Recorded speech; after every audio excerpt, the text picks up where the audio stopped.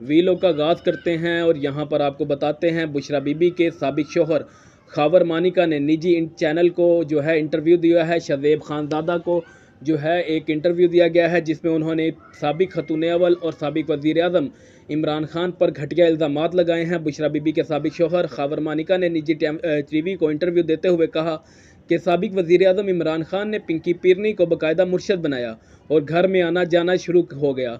मैंने पिंकी को तलाक 14 नवंबर 2017 को दी। इसके 1.5 माह बाद ही उन्होंने शादी कर ली। फराह गोगी ने फ़ोन करके कहा तलाक की तारीखें बदल दें। जुल्फ़ी बुखारी और फराह गोगी के फ़ोन आए, आप खामोश रहें, चेयरमैन पीटीआई ने वज़ीर आज़म बनना है। खावर मानिका का कहना था कि फराह गोगी ने चेयरमैन पीटीआई के कहने पर बुशरा बीबी को फ़ोन दिया। इसके बाद उन्होंने फ़ोन बदल दिया। छुपकर बातें शुरू हुई। मैं पिंकी से कहता था फ़ोन करता हूं तो आपसे बात नहीं होती। मेरी पोस्टिंग कराची में थी। नौकर को कहता था फ़ोन क्यों नहीं उठाया जा रहा। मेरी इजाज़त के बगैर आकर ये घंटों बैठे रहते थे। इमरान खान साहब के बारे में ये कहा जा रहा है। पिंकी को डांटा कि मुझे तो बता दिया करो कि इसने आना है। इस बात पर पिंकी ने मुझसे नाराज़गी का इजहार किया। चेयरमैन पीटीआई और जुल्फ़ी बुखारी घंटों आकर बैठे रहते थे। मजीद साबिक शौहर का कहना था कि इमरान खान मेरी मर्ज़ी के बगैर मेरे घर आता था। पिंकी की उससे मुलाकातों पर मैं नाराज़ था। एक बार इमरान खान मेरे घर आया तो मैंने नौकर की मदद से उसे घर से निकलवा दिया। इमरान खान के इस्लामाबाद में धरनों के दौरान बुशरा बीबी की बहन मरियम वट्टू ने बुशरा बीबी की मुलाकात इमरान खान से कराई। हमारी शादी 28 साल चली। हमारी बहुत खुशगवार ज़िंदगी थी, लेकिन इमरान ने पीरी मुरीदी की आड़ में हमारा हंसता बसता घर उजाड़ दिया। उनका कहना था कि इस्लामाबाद में इमरान खान और बुशरा बीबी की मुलाकातें शुरू हो गईं।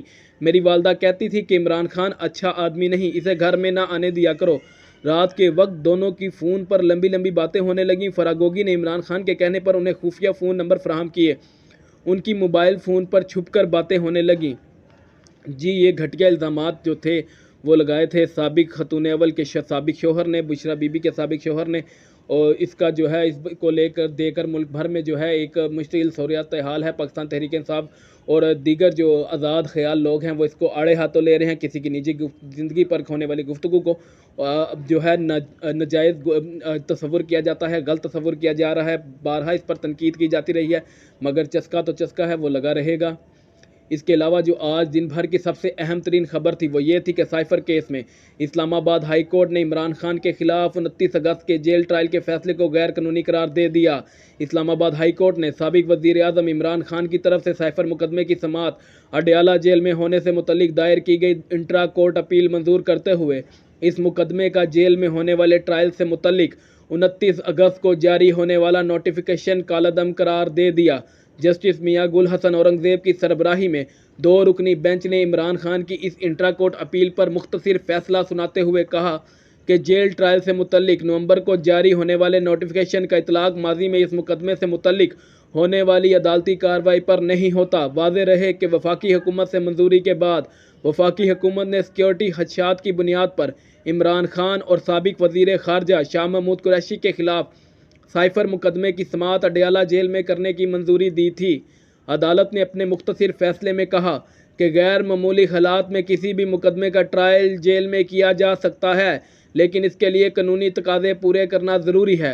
वाज़ेह रहे कि साइफर मुकदमे की समाअत करने वाले खसूसी अदालत ने जज इस मुकदमे में दोनों मुल्ज़िमान पर 23 अक्टूबर को फ़र्द जुर्म आयद की थी और इस सिलसिले में अभी तक 5 गवाहों के बयानात भी कलमबंद किए जा चुके हैं। याद रहे कि इस्लामाबाद हाई कोर्ट के चीफ जस्टिस मियां आमिर फ़रूक ने इमरान खान की जेल ट्रायल से मुतल्लिक दरख्वास्त को ये कहकर मुस्तरद कर दिया था कि चूँकि इमरान खान खुद और उनके वकला सिक्योरिटी खदशात का इजहार करते रहे हैं, इसलिए साइफर मुकदमे का ट्रायल जेल में करने का फ़ैसला दुरुस्त है।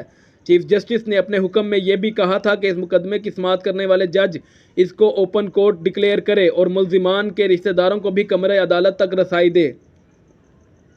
फौजी अदालतों में सिविलियंस का ट्रायल कलअदम करार देने से मुतल्लिक पंजाब हुकूमत ने अपील दायर कर दी। फौजी अदालतों में सिविलियंस का ट्रायल कलअदम करार देने से मुतल्लिक सुप्रीम कोर्ट ऑफ पाकिस्तान के फैसले के खिलाफ पंजाब हुकूमत ने अपील दायर कर दी।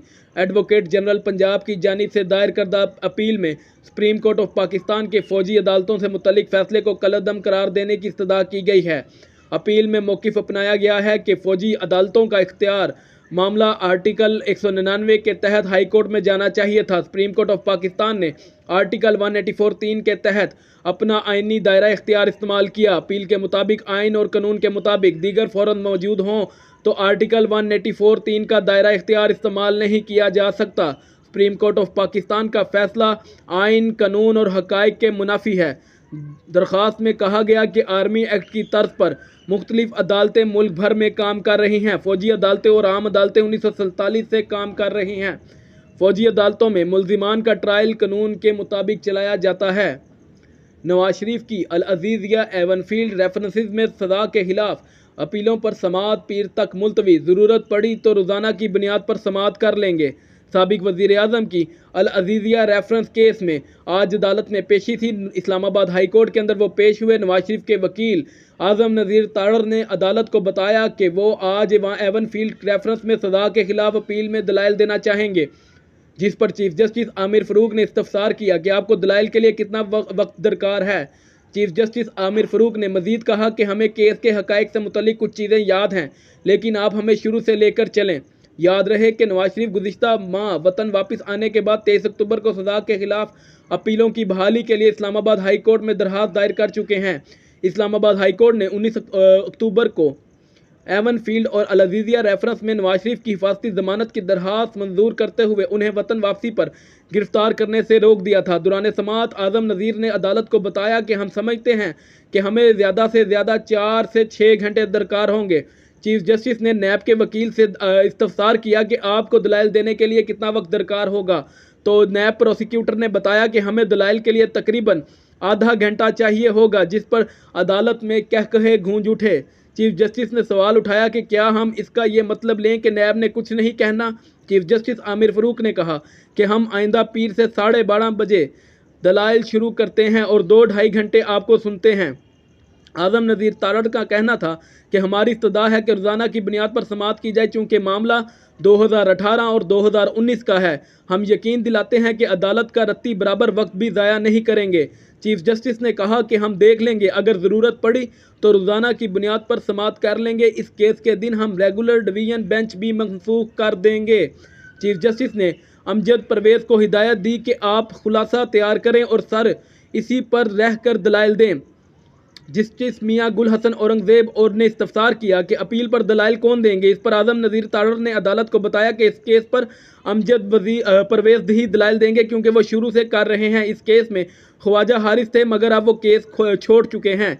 इस्लामाबाद हाई कोर्ट ने केस की समाअत पीर तक मुलतवी कर दी।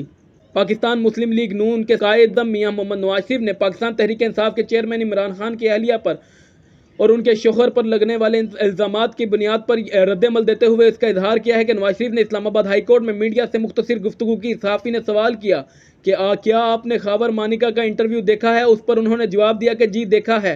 सहाफ़ी ने फिर सवाल किया कि क्या खावर मानिका ने जो कहा उसके बाद राना सनाउल्लाह ने दुरफिटे मुँह वाली बात कही थी, क्या वो दुरुस्त थी। इस पर साबिक वज़ीर आज़म ने जवाब दिया कि जो बातें उन्होंने की, मेरा नहीं ख्याल कि उसके बाद रियासत मदीना का नाम लेना चाहिए था। सहाफ़ी ने एक बार फिर सवाल किया, क्या अब असल चेहरा सामने आ गया, इमरान खान क्या क्या गुल खिलाते रहे। साबिक वज़ीर आज़म ने कहा, मैंने तो नहीं कहा था, जो बातें उन्होंने की फिर उसके बाद रियासत मदीना का नाम नहीं लेना चाहिए था। खावर मानिका ने मज़ीद बताया था कि इमरान खान मेरी मर्ज़ी के बगैर मेरे घर आते थे, पिंकी से उसकी मुलाकातें होती थी, मैं इमरान खान से नाराज़ था। मेरे माँ ने मुझे कहा था कि इमरान खान को घर ना आने दिया करो, ये अच्छा बंदा नहीं है। फोर्सेस के वजीरिस्तान और DI खान में ऑपरेशन, 3 दहशतगर्द हलाक। सिक्योरिटी फोर्सेस ने वजीरिस्तान और डेरा इस्माइल खान में अलग अलग ऑपरेशन किए, जिस दौरान 3 दहशतगर्द हलाक हुए। पाक फौज के शोबा तालुकात आमा ISPR के मुताबिक सिक्योरिटी फोर्सेस ने डेरा इस्माइल खान के इलाके कलाची में इंटेलिजेंस बुनियादों पर ऑपरेशन किया, जिसमें 2 दहशतगर्द मारे गए, जबकि जनूबी वजीरिस्तान के इलाके कोट आजम में भी ऑपरेशन के दौरान 1 दहशतगर्द मारा गया। 9 मई मुकदमात, यास्मीन राशिद, एजाज चौधरी और रुबीना जमील पर फर्द जुर्म आयद। लाहौर की इंसदाद दहशतगर्दी की अदालत ने 9 मई के मुकदमात में नामजद PTI के 3 रहनुमाओं पर फर्द जुर्म आयद कर दी।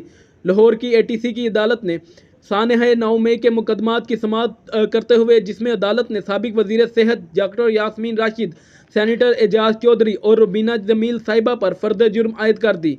मुल्जिमान के खिलाफ थाना सरवर रोड पे 2 मुकदमा दर्ज हैं, जिसमें अदालत ने फर्द जुर्म की, ताहम मुल्जिमान ने सेहत जुर्म से इनकार कर दिया। अदालत ने मुकदमे के गवाहान को 16 दिसंबर को बयानात रिकॉर्ड करने के लिए तलब कर लिया।